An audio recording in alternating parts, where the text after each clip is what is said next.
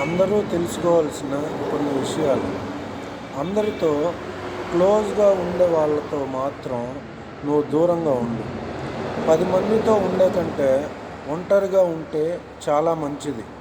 డబ్బు అనేది నీకు నమ్మకాన్ని ఇస్తుంది మరియు నీకు నచ్చిన వాళ్ళని పక్కన చేరుస్తుంది. నువ్వు బాధపడొద్దు ఒకవేళ పైన ఒంటరిగా ఉంటే.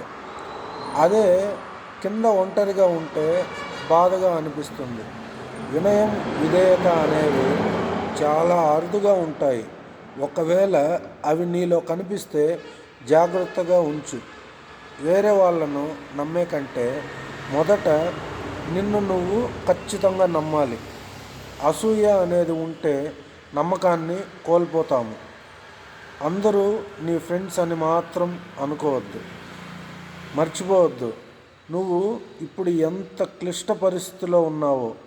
నీకు దీవెనలు ఎప్పుడూ ఉంటాయి. మంచితనాన్ని పోగొట్టుకోవద్దు. అన్నీ నీ దగ్గరకు వచ్చేది కాక పెరుగుతూ ఉంటాయి.